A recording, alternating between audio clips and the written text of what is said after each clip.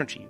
Look, when you start opening your heart, the research that's done on the heart, when you start feeling an elevated emotion, the heart starts beating coherently. When you're frustrated, when you're resentful, when you're impatient, your heart is beating very incoherently. It's like stepping on the gas pedal and stepping on the brake at the same time.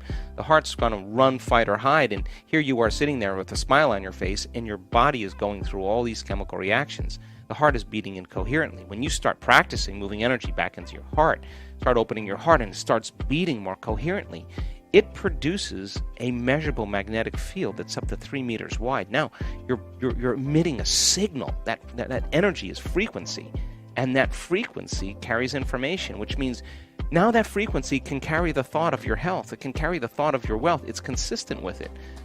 Suffering is not going to carry the thought of your health.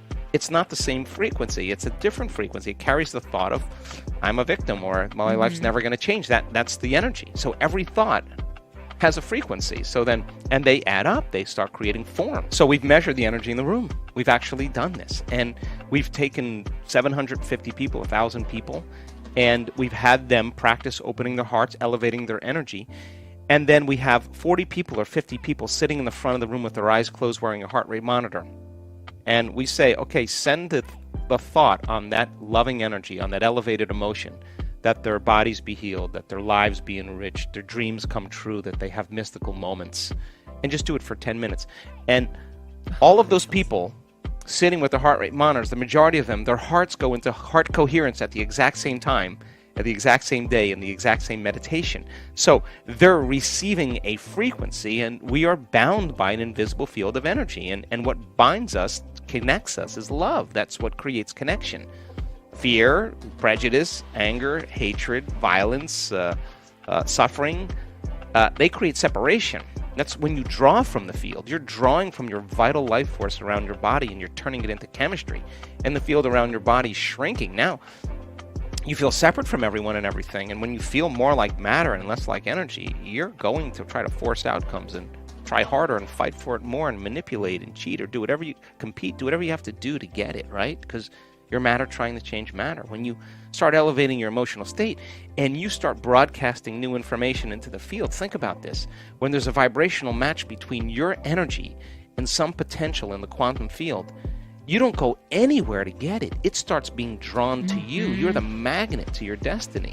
So then, the moment you start getting frustrated and impatient, you just disconnected from the energy of your future. Now you're back to the energy of your past. Don't expect anything to change in your life. And if you say to me, well, it was that person or that thing that did it to me, I'd say, oh, you're back to the unconscious program that you're a victim again. Yeah. And so then people start figuring this out. They start doing it. They start doing it because they understand when they're consistent with this energy and they can hold on to it. They don't have to go anywhere to do it. Why would they rush out of the present moment? Because the present moment's bringing it to them. And so it becomes an art. It becomes a skill. It becomes an ability. And they're able to navigate in their life in the uncertainty, in the unpredictable moment, and self-regulate in that moment. That's the key moment where it matters the most. They say, whoa, I'm feeling a little fear. They don't surrender the fear. They say, okay, I've lost it. I've got to stop, and I got to self-regulate. And they get back into that state again. Now, to me, if you get up feeling like your future's already happened, you won't be looking for it. Yeah. You'll feel like you already have it. Why would you look for it, Yeah. right? So basically, quantum mechanics says this, that your subjective mind has an effect on the objective world at the very, very tiny, tiny level of subatomic particles. So, Einstein and Planck were fooling around with subatomic particles. They were putting energy into electrons, disturbing electrons, and they were expecting those electrons to fall like an apple falling from the tree, just like the Newtonian predictable world, in a very smooth and consistent way. And when they did that, it didn't happen. The electrons were disappearing and reappearing, and it was more like a ball rolling down steps. And they all of a sudden realized that the tiny world of subatomic particles, atoms, don't behave like the very large world, like planets and suns and everything else, and apples falling from trees. So they started looking for the electrons, and as they start to look for them and measure them, they would appear. And so they realized that the observer, that the mind was so commingled at that level of subatomic particles that it was impossible to separate the two. And in fact, every quantum physics experiment, you have to have an observer present, because without the observer being present, it changes the outcome. So, I've drank martinis with quantum physicists till sunrise talking about this, and they always say, yeah, the observer effect, Joe, the subatomic world is the only thing that it affects. It doesn't happen for very large things, and I always say the same thing. Maybe we're just poor observers. Maybe we can get better at observation and focus. So the quantum field is an invisible field of energy or frequency, and all frequency carries information that's beyond this space and time. There's no bodies there, there's no people, there's no things, there's no places, there isn't even time. It's one infinite field. They call it the fertile void, the 0 point, where there's nothing physical. But that's where all possibilities exist. And you can't enter it as an identity. You can't enter it as your body. In fact, when we teach people how to connect to that field, we say to them, now it's time to become nobody, no one, no thing, nowhere, in no time. And that means if you're not your body, but you have no attention on your body, no attention on your identity or the people in your life that you identify with, no attention on the things you own, the objects that you're aware of, no attention on the place you're sitting, the place you work, the place you sleep, your home, and no attention on the familiar past or the predictable future. There's only one thing that you are in that moment. That is awareness, consciousness. And that's the eye of the needle. That is the door to the quantum field, and you can't enter as a somebody. You got to enter as a nobody. So teaching people how to get to this point, that's part of the formula. And that means they have to be able to be there without a face, without a name, without a diet, without their problems, without their disease. They have to be able to dissociate from everything known in their life. We teach people how to do that. So it's actually very simple. Most people narrow their focus on material things. Like our eyes naturally do it. Like we narrow our focus on objects. It's called a narrow focus or an object focus. Turns out when you're stressed or the fight or flight nervous system switch on, now you really narrow your focus because you're looking for the danger. You're anticipating the danger. So people get really stuck in a very narrow focus. In fact, when they're under stress, they obsess. They obsess about one thing. They're narrowing their focus, and they can't get beyond that one thought. Well, that's really adaptive if T-Rex is outside the cave, right? And you got to keep your attention.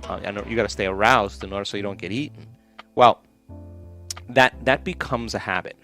So that kind of what's called convergent focus is very unhealthy for the brain. As you're aroused by those chemicals, and you're shifting your attention when you're in that state from one person to one appointment to another problem to another person to another place. Every person, everything, every object, every place has a neurological network in your brain. So as you begin to shift your attention from all these things and the brain is aroused, it's like a lightning storm in the clouds. Your brain is firing those networks very incoherently. And when the brain's incoherent, you're incoherent. So then do the exact opposite. Go from a narrow focus, a convergent focus, to a divergent focus. Open your awareness. Focus on nothing but space. And as you close your eyes and you sense space, you stop analyzing and you stop thinking. So as you're sensing space, you begin to slow your brain waves down. And as they slow down, all of a sudden the autonomic nervous system begins to merge and it comes forward. And it starts to synchronize those circuits that were out of balance. And what syncs in the brain links in the brain. So all of a sudden, the brain starts firing in a more coherent way. And when that happens, we call it getting beyond yourself. You forget about yourself. That is the moment you're entering that field. And you can't enter associated with anything known. You got to enter as an unknown. You have to put more of your attention on it and less of your attention on you. Well, I mean, the higher the vibration, the higher the frequency, the higher the level of awareness or consciousness. And so what we see in our events is the first 2 days is about getting beyond you. Mm-hmm. And what I do is I set up the conditions where I go further than where people normally go. They go to a certain point and then they finish, and I say, nah, we're going to go further. So we take them past that point, and sooner or later they start letting go. So when they start breaking through, they're contributing to the field. Mm-hmm. And we've measured the energy in the room after the first day of most of our events. In fact, the first day of many events, the energy goes up, and then the next day it goes up more. The next day it goes up, and that's available energy for people to heal. That's available energy for people who have a mystical experience. That's available energy for them to create with. So So then it becomes an entraining process. And what we do really well, and our research shows this, is we teach people how to suppress their neocortex, shut the lights out in this mechanism here that's your memory bank of your known identity self. Turn that down, dial that down, and our research shows that our students can do it very well. Now, once you suppress this melon here, the conscious mind, what do you got left? You got the subconscious mind, you got the autonomic nervous system, and that's the antenna.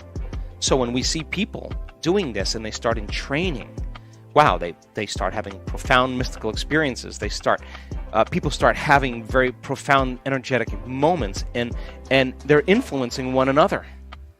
And of course, now you're moving a community of people across. And once you get to that certain state, then it just becomes magic. Everybody just goes. It happens. We were just doing an event in Mallorca last week. I got back on Sunday night. Well, actually Monday morning, and we had 1,300 people there, and we solicited 1,300 people, and 1,300 people said, I had the most amazing week of my life. That everybody, the entire audience, had some type of personal transformation, personal breakthrough, amazing healing, or mystical moment that changed them for the rest of their lives. And it becomes a frequency that everybody becomes entrained to. We are continuing with our daily practice of completing the inspiring quote. In the previous video we were looking for two words of Joe Dispenza's quote. The quote goes like this: if you become aware of your automatic habits and you are conscious of your unconscious behaviors so you cannot go unconscious again, then you, the correct answer is, are changing. So if you become aware of your automatic habits and you are conscious of your unconscious behaviors so you cannot go unconscious again, then you're changing. Congratulations to everyone with the correct answer and to everyone who tried but didn't guess. This one wasn't so easy, but since I know you love Joe Dispenza, today's quote is also from Joe Dispenza. We are looking for two words. So the quote goes like this: when you are observing the old self, you are no longer. Write your answers in the comments below the video and tell me if you love this video and our new way of ending the videos. If you like this video, give your thumbs up and share it with your friends. Even if you're not sure what the right answer is, try and guess. The first one with the correct answer is the winner. So don't forget to subscribe and hit that bell button and don't miss any of new videos and new challenges. If you found this video helpful, share it with your friends and comment it. Help me make it more popular. If you really like what we do here and want to support us, you can join our channel and our community for a symbolic fee and gain many other additional features. You can do that by clicking the join button next to the subscribe button, or you can click on the link in the description.